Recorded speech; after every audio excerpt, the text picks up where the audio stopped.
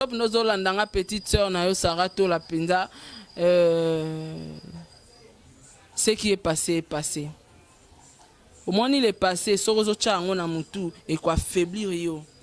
Et ça là au teko boulé ou avancé. Au contraire, et ben nous avons entre temps, soro bossani le passé, aux huit décisions, comme le futur, au quoi avancer. Et là quoi neko perturber mutu na yo, et quoi bouleverser ba cop na yo. Maman Mimi, si réellement Olingo découvrir si c'est ta vraie mère biologique, Kende na Aden. Si c'est ta maman qu'on négligeait été. Malgré pourquoi pas toi arrêter problème on a Aden. Pourquoi pas? Ceux qui besoin que maman Mimi a zoko ça. Pourquoi pas tous doit makambango tous sango tous ça la test à Aden, bas tous les deux maman. Bazwa bason na bango bazui son ya trésor pour tout et puis tu royer ba vraie mère.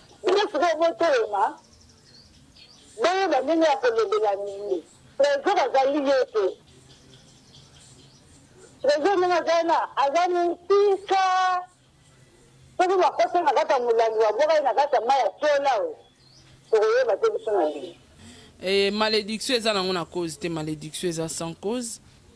Moi, Nabino Obozo Lukabo récupéré bandi de commander na téléphone bon.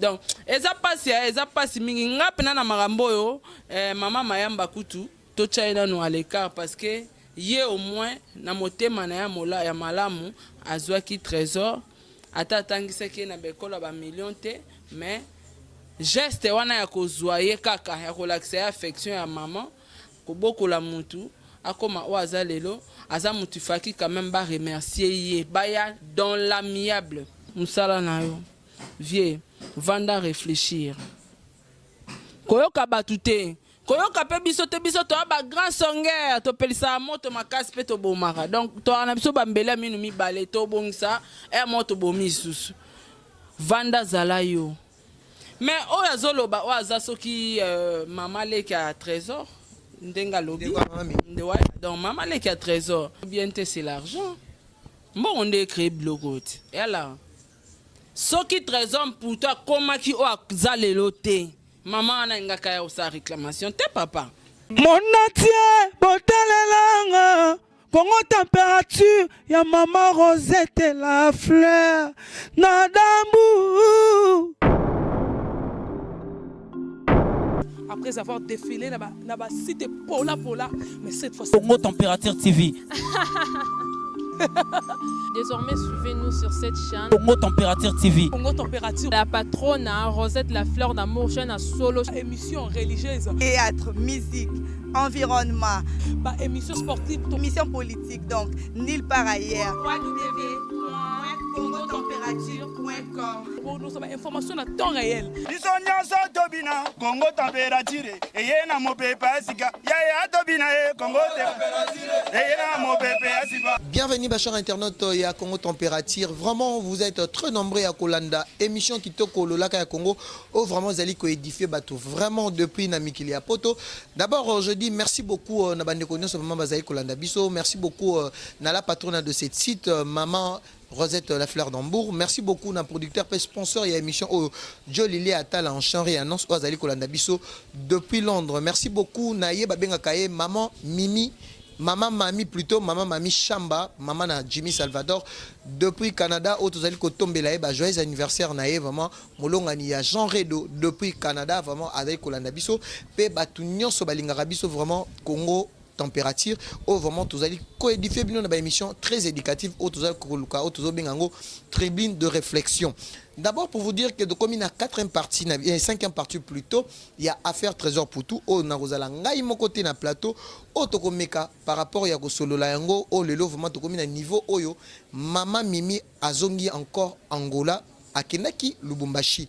Mais je pense que solution ezomi na ngote, bazongi sous maman Mimi azongi sous Angola. Je pense que avant n'a présenté bien invité nangai vraiment je vais annoncer mon invité on a Rosalanaï Azapé moi si je pense que bon nakaye ming alekana ana lulaka ya Congo parce que aiza tribune de réflexion auto réfléchir ensemble nabino bachan internet au bozo benga biso. Déjà je vais recevoir comme invité auto débattre na cinquième partie il y a l'histoire na biso oyo reto ya maman Mimi na Angola Saratola. je pense que concert Nabiso vraiment azalaka na réflexion makasi azape moi si pas à maman akomeka pe ko pesa ba idée na par rapport ya kozonga ya mama Mimi na Angola biso do kanisa ki ke mama Mimi ndenge akenda ki Lubumbashi parce que biso doza ni contre ni pour tozo lunga kaka to luka solution parce que toza ba pandisango bino ne mtu botinda ka biso pona ko luka ba information. D'abord avant tout commencer, je vais dire bonjour à mon invité Sarah Tola et puis toro yoka ba réaction ya bande ko na biso pe na noko ya trésor pour tout donc leki ya mama Mayamba oyo abengaki biso nandeko ya mama Mimi pe abengaki biso donc tokolingana nous avant to pesa Sarah to la parole tozo pesa embote à se présenter yemoko parce que binope ma chère internaute na biso boyebi ndenge nini émission laka ya Congo vraiment ezalaka très éducatif. Bonjour Sarah Tola. Bonjour Peggy Titan, bonjour na balandinyo sur ya Congo température hein. Oh Sarah Tola, babila nounous de la presse. Wana bongo stomi boy aka Fulek, hein, général en direct de Paris. Donc yem tapé ça na kombo na bi Sarah Tola yop na Nathalie ba catégorie na ba réflexion na fona bengo nounous de la presse. Donc ngayo Sarah Tola quoi. Bonjour na bino news tout. Merci beaucoup Sarah Tola. Tout comme na 5e partie na biso affaire trésor pour tout. Je pense que oyebi moi histoire parce que oza concert na biso. Lelo ezaki li solo ya test et ADN.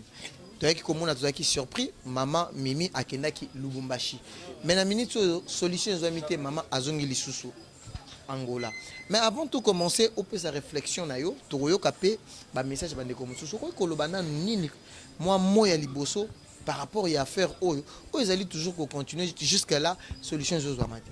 En tout cas premièrement merci d'abord na yo Peggy Titan. Nengo bengingo ya mbingai en tout cas ça rend bien koleka na Congo température pour na nga vraiment étant que maman étant que mwana procédure nyonso ezotre ngale pour na nga nazopesa faute mingi na trésor pour tout na ebité so razolandanga nazaka na numéro ne kala mais na osala effort na senga petite sœur na yesoka kopesa nga numéro na ye. Pourquoi pas to arrêter problème on a ADN? Pourquoi pas? Ceux qui besoin mona que maman Mimi azokosa. Pourquoi pas to zo makambango to suksango to zo to sala test ADN bazo tous les deux maman bazo bason na bango bazu 100 ya trésor pour tout et puis to royer ba vraie mère.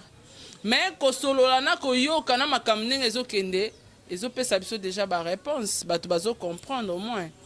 Mais nga ezosanga pasi comme maman na 9 mois omoni kobokola ezaka nango facile mais comme maman na ba malaise wana maternité kobota nano ezaka entre la vie ou la mort bato baye bateke kobota ya punition nzambe nde bana mibali bapesa bango pasi ya koluka mbongo biso pe punition nzambe bapesa biso za kobota donc ezaka la vie ou la mort maintenant muta memi mona ne 9 mois bongo ti abota mi lelo akole akomi oya akomi lelo trésor pour tout et ponanga babi mutu soka bokoli yo okobwaka epete mutu pe o abota yo okobwaka ete zala sage au gérer makambo wana na bien poser la maudite un jour parce que muta bokoli yo pe soko tiki yo za pe maudit muto pa bimisi yo poser la oza lelo soko tiki yo za la maudit alors ça la test ADN a to découvrir vérité mais ba maman wana mi balé ba maman moko rejeter bango te nga penda makambo ezo sanga pasi mingi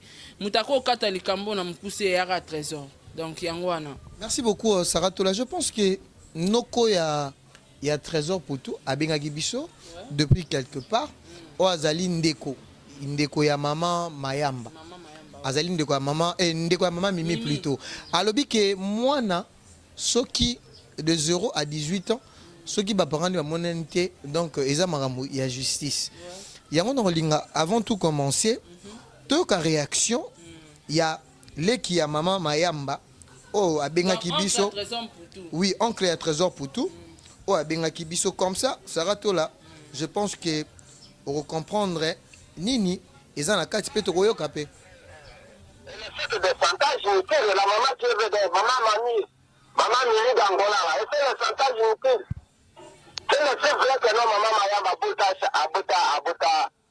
abota pour te trésor elle a ramassé et que lui l'a fait jusqu'à l'âge où elle est sur le plan de la loi, l'enfant reste à maman Mayamba, elle n'est plus le main de Mamini, puisque l'âge qui est autorisé de Mamini de réclamer l'enfant, sur le plan du droit, elle a déjà perdu. Oui, papa. Donc, quand je viens j'avais à te compléter sur ce débat-là, puisque j'ai suivi une maman de l'Europe qui a intervenu, mais pour le chroniqueur, oui, maintenant là, je suis en direct. Essaie un peu de donner encore le petit idée que ça va en dire, parce que je suis en direct. On te suit maintenant. Essaie maintenant de répéter ce que vous avez dit. Tu peux relater tout ce que je vous ai déjà parlé. J'ai dit ceci. Oui, papa. Maman qui est venue d'Angola. Le bas est là, papa, tout va comprendre. Ok. Maman, elle a route en Angola, maman Mimi. A droit à la réclamation à la faute du trésor, puisque la loi a le droit à la constitution congolaise autorise que maman, mona, a le droit à koyeba, baboti na de 0 à 18 ans. C'est l'enfant de 4 âge de 18 ans, maman n'a yété, papa n'a yété, cet enfant reste l'enfant pata. Article mona, mona sur le plan juridique, mona y a l'état.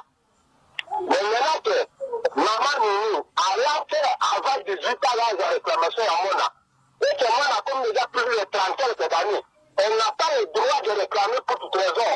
C'est quelque chose que nous Mona a eu. La loi ne l'autorise pas. Ah oui. Je pense que... Ah oui. Je pense que Oyoki... Si je comprends bien... Oyoki leki ya mama Mayamba. Wana leki ya mama Mayamba. Ndenge à lobby. Par rapport à la réclamation à trésor pour tout de 0 à 18 ans, ce qui est mon anité et les lots trésor pour toi ça déjà dans la trentaine, déjà à aucun déjà à 40. Pourquoi Kolobani par rapport à la réaction il y a papa, est-ce que c'est juste ou pas? Non, c'est juste. Na droit na mibe qu'on a biso mboka na biso moi na de 0 à 18 ans. Déjà ce cas délaissé dans la rue et que parents mon côté avec obimata dans l'état que non moi na oaza moi na nga naza à la recherche à mon nanga boyna boye. Déjà après 18 ans tu n'as plus le droit. Là c'est vrai.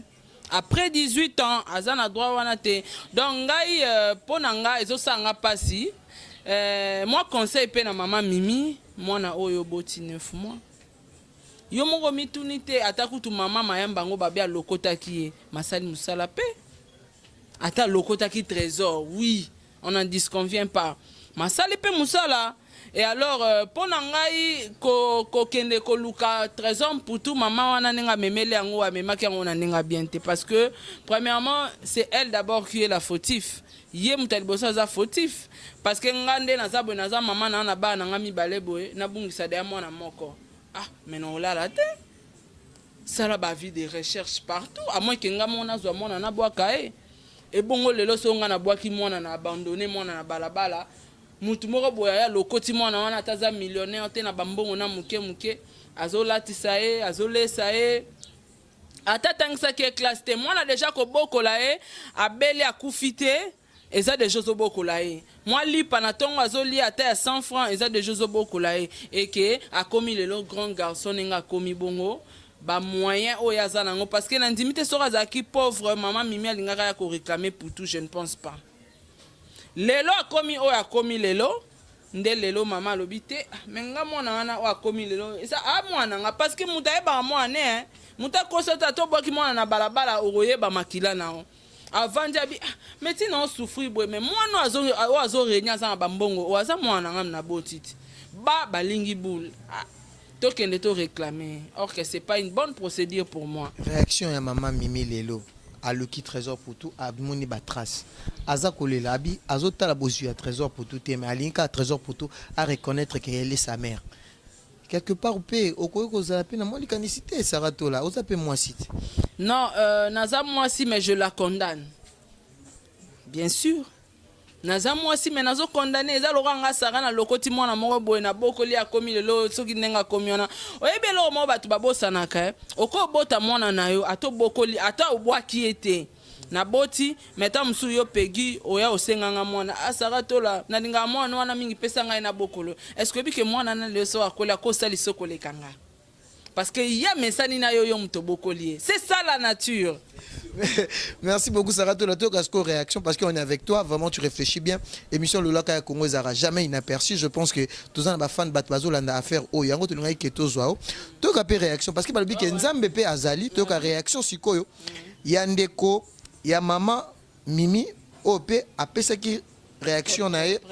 Oui, apesa ki réponse nae par rapport ya lisolo oyo kaka alobi ke Nzambe pe azali donc to yo ka pe réaction ya ndeko ya mama. Sangande na dengo oyo ah nanga tuna suko makambo ya Sœur Mimi na trésor puto suki seconde makambo ezaka na ADN tozolinga toyeba ADN mais ti siko mama Mimi aza na Lubumbashi par rapport ba oluka ba trouver solution soit ba solo la kaka ou bien soit test ADN. Parce que maintenant il y a qui pour le trésor pour ta joie na kaka mama Mimi sa zongi Angola. Ah OK. Wana to vérifier information. Ça fait na tuni ba le bio te ta makendeki na mbalo aparo akendeki ba tele ko so ba tsaki o ba yaki ko le ba côté ya ndeko Eliezer. Babi Mimi abengaki trésor abengaki azonga lisusu kuna azongaki kuna ale makambo ngo ezobonga ka ateka zoba oyo bosoka nga postile soki ndenge nini ayebi ke mbongo apoya nini naye koutela nzoka trésor ale ye moto azokanga ke trésor aboya yango liboyo Mimi azongi aza na Angola nani yango azoboya komba avi yango nani zoba oyo aza monoko sufu walesa walesa te oyo baza na nani na batrésor na mboka ngo kuna soki omoni na yo oyo mobali wana oyo azoboya ke trésor ayamba mama Mimi. Ah OK. Ino bobotelemela ngo mwana so na landaka oyo na Kongo takela tinda landaka yo metfo na makambo wana. Oui mama. Siko osengo lobela mayamba oyo aza monoko sufu bino moko beyaka bino mboka mwana biso soki tozonga nanu maloba oyo Mimi azobimisa na monoko na ye eza ta bokola Mimi te kasi nefu mwa oyo azolobaka yabomba ye na libungu abimisaka ye seke po akenda kokufa oyo akenda kokoma boye maloba wana un jour ntango ya likolo soki trésor aliaka biloko ya mungwa akotaka porte moko bato bakotaka kaka mbala balongo totambolaka nango yokoki trésor atambolaka nango un jour akoya kofukama liboso ya mama wana Malédiction sans cause. Oyoki mama bino sikoyo botelema boyeba ndenge ya kolobela Mimi trésor azali ye te trésor ndenge azalina aza mosika soki bakose na kati ya molangi wabokai na kati ya mai ya tiola oyo tokoyeba te biso na bino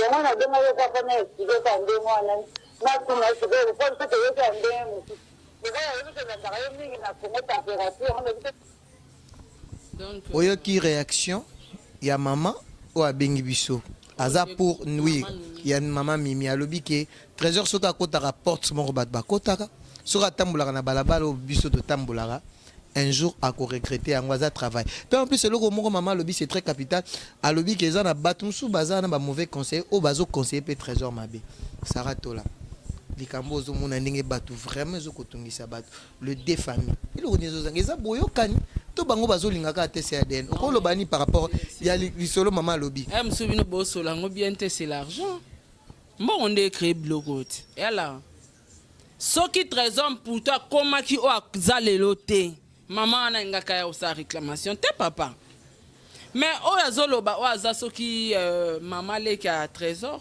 ndenge alobi donc mama leki ya trésor malédiction eza nango na cause te malédiction eza sans cause mwana bino oyo bozoluka borécupere bandi deya komondiri ye na telefone boye donc eza pasi mingi nga mpena na makambo oyo mama mayamba kutu totya ye nano à l'écart parce que ye au moins na motema na ya malamu azwaki trésor ata atangisaki ye na bekolo ya bamillion te mais geste wana ya kozwa ye kaka ya kolakisa ye affection ya mama kobokola mutu akoma o aza lelo aza mutu faki quand même ba remercier ye baya dans l'amiable. Maman nayebi ke yo mutu bokola mwana oyo bona. Mais pourquoi biso na kini to respectera ba enfant adoptif te? En Europe mwana o baza adopté aza considéré comme enfant. Papa ata boti bana ne 5 bango nyonso 4 oyo abimisi bango na mutopone baba fille baka arotike l'héritage oyo mobale malgré za mwana na eta za mwana enfant adoptif. Mais maman na soki 13 ans pour tout le mwana na ye yo muto bota 9 mois tu l'as jeté au boka ki na balabala au réclamer parce que le là comme mutu tanga kokisa 5 ans zaki wapi tanga kokisa ki 10 ans tu étais où 18 ans 20 ans ndenga komi grand garçon boy ndele lo mama yo koloba ke o mwana o aza mwana nga boy na boy me bayaka na kimia omoni mwana omoni mama wana mama mayamba kutunga soki yo mais o senga kaeba merci o fuka melaka ye o senga kaeba pardon o senga rapé moi no ba pardon parce que ezaka pe haine mwana ko découvrir que mama boira nga mama moko boy muta lokotanga eso ça bien te bozwa ba parti pris te comme 9 mois oui mais quand tu l'as jeté vous savez si on a posé à mon amote donc gande na kana Brian yo yebi des fois na nga Ezaki maman Mimi a boraki trésor pour tout il a bien dit ça a confié qu'il a pesa qui na maboko ya bateau ba ki ne Kinshasa lelo to moni maman Mimi a sali effort il a retrouver bateau ba ki na trésor pour tout Kinshasa. Après combien d'années que tu cherches ton enfant nga déjà so na pesi mutu mwana nga bokola donc à tout moment il faut na na contact. Mais bah ebisaka epé que trésor pour toi kufa ayebaki les choses déjà qui sont suite. Non, c'est archi faux. Eza mamba lukuta. Trésor pour toi kufa bon archi faux mais ayena ba preuve na ye ba photo to moni. Nga za nga ni compte ni po.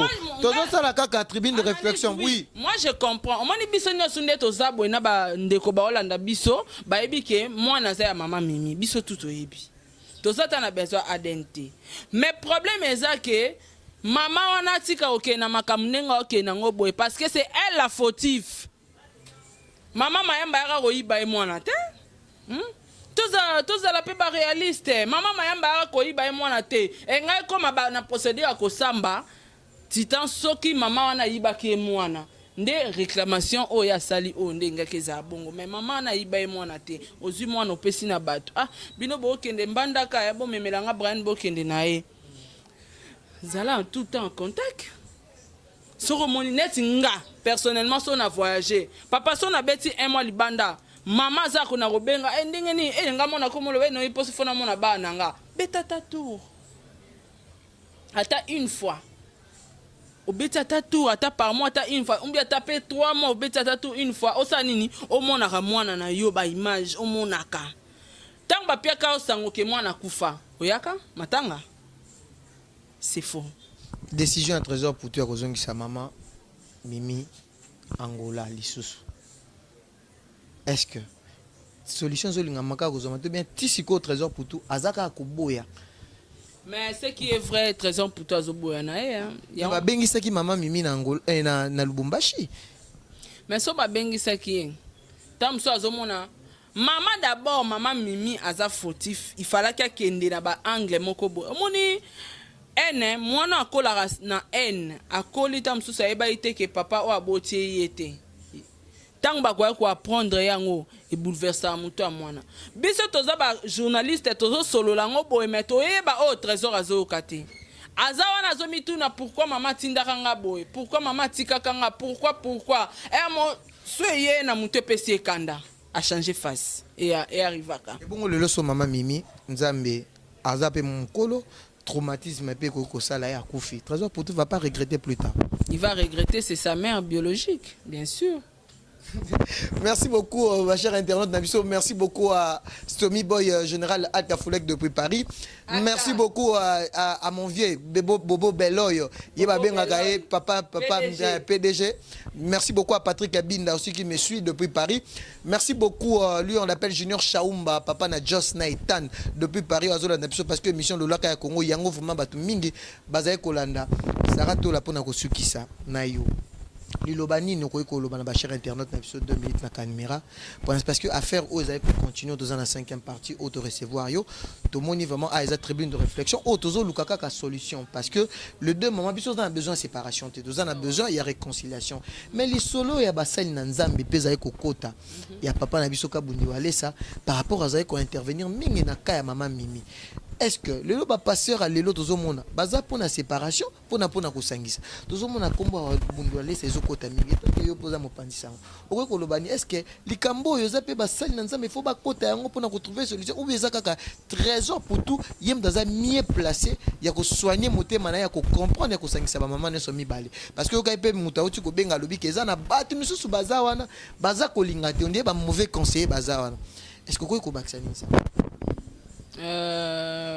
Trésor aza maître ya finae donc mutu mongo tako ya appuyer Trésor sala boizong sa boy c'est faux et ça ka ke mutu soka za na se ya choc et ça ba réflexion donc ngana ko vanda boyo sala nga likamwa mabe ba oyesi koyo na monyo sikoyo na raisonner na makambango aza no bongo mama nae ayebi ni non sala amona mukete mais pona basai na nzambe ningo zoloba ngabna na mboko na mona na basai na nzambe ta ntuka bolimbisa nga bolimbisa na bilonga nga prière na nga mona ndako donc onga na ebi déjà musai na nzambe soko zozo parti moko parce que basangisa ko landi bien émission na nga yo pa musai na nzambe papa yo pa musai na nzambe ngape na musai na nzambe landi bien émission na nga ne bande na lobaini baluka kinya.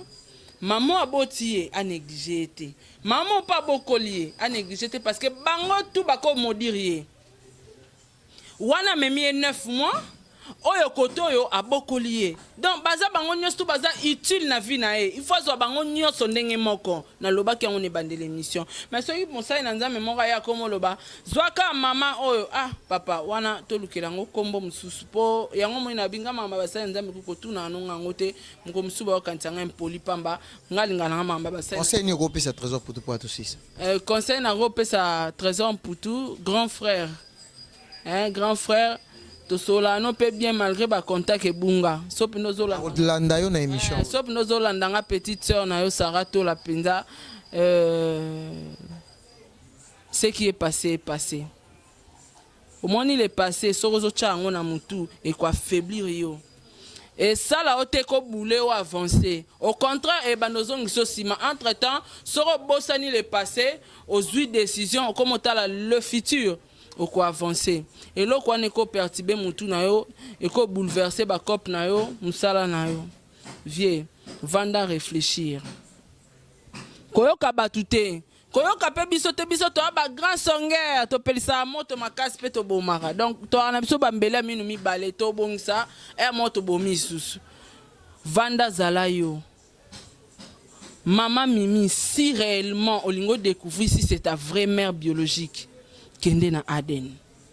Si c'est ta maman qu'on négligé été malgré nyonso oya salipo na yo ata rejeta ki yo ata boaka ki yo peut-être ya koko sabiso na TV mais yo zana ba vérité ka boaka ka yo ata boaka ki yo mais amema ka yo 9 mois aza maman na yo ko boaka été ko négligé été ndenge moko na mama mayamba ata bota yo ta mema 9 mois te mais quand même azwaka likanisa kozwa ya roboko la yo soka tika kona balabala tam sous lelo ngoza invité mutu kenga ke tuta yo banga baboma yo donc bango mibale baba mama na yo gérer bango nyoso mbale koyoka batute quel que soit mabe omoni bible zolo bana biso ba parents na biso baba nzamba se ata bwaka kiyo mais kolela na ena pasio ya zomona e ali pambolite na vina a maudire yo sans qu'alo baka maudire yo mais ma misu na ena souffrance na ezoloka yo alors gérer ba maman na nyos tout bien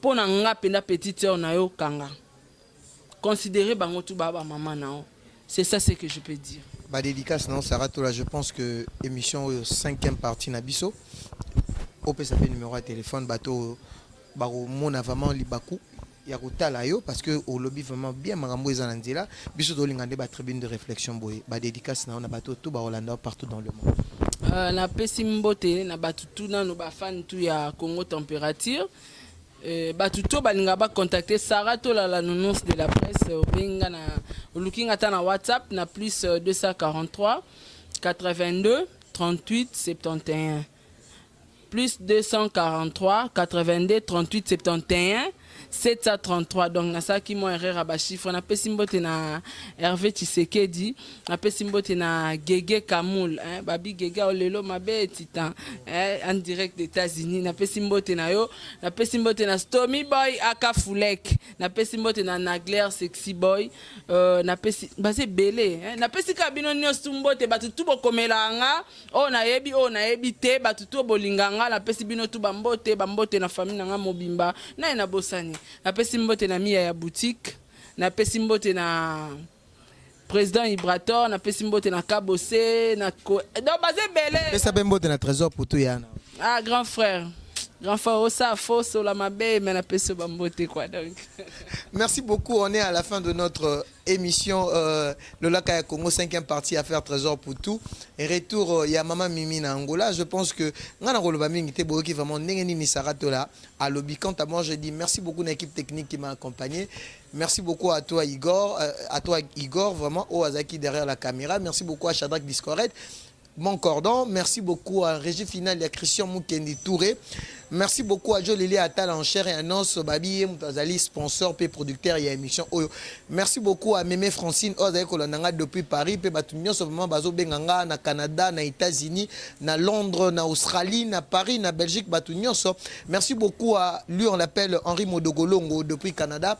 Na Titi Étoile na pesi bango bambote et je dis joyeux anniversaire à Mami Chamba, la femme de Sion, oh vraiment Azali quoi fêter anniversaire na moko lelo maman na Jimmy Samba Salvador Molongani, il y a Jean Redo Chamba depuis Canada. Merci beaucoup à Yanonon Bouzangou Azali Kolananga depuis l'Europe, Galor Lomboto Keniwas congolais, Junior Chamba papa français papa na Jos Nathan, Marc Biembongo depuis la Grèce. Donc batunyo so balinga rapegi titan venanga dadi babi venanga dadi lofata venanga dadi lofata donc na pesio bambote donc babi Mire de Berlin yonde makambu quoi babi Mire de Berlin yonde makambu. Je dis merci beaucoup na bandeko nyonso vraiment balinga Peggy Titan au vraiment bazali ko sepé na émission kitoko. Merci beaucoup à maman Astrid de temps tout pas ko landangai depuis Bundes. Merci beaucoup à Lynx Longelo motema ya Pam Longelo bazali ko landangai depuis Mboka ya Bundes na Allemagne si précisément. Batunyo so balinga Peggy Titan Asia Panda depuis Paris, Chimène Ilonga depuis Paris, bandeko so vraiment boza ebelé. C'était la Peggy Titan tozala ki awana petite sœur ndekopé kaka ya trésor pour tout concert na biso o mekaki ko soane par rapport il y a réflexion na biso ko solution il y a le kambo oyo au 5e partie. Je pense que ceux qui ba information hier to kozala toujours trop hésité il y a coupé ça ba information. Je pense que c'était Peggy Titan et Sarah Tola pour notre tribune de réflexion de Lakaya Congo. On se retrouve à la prochaine émission. Bye, restez branchés et scotchés na Congo Température. Merci beaucoup à maman Rosette la fleur d'Ambour Ozaï Kolandanga Igor Muntu. Bye. Mon atier, botalelanga, Congo Température, ya maman Rosette la fleur d'Ambour. Après avoir défilé là-bas, cité Pola, mais cette fois-ci. Congo Température TV. Désormais, suivez-nous sur cette chaîne. Congo Température TV. Congo Température. La patronne Rosette la fleur d'amour, chaîne à solo. Émission religieuse. Théâtre, musique, environnement.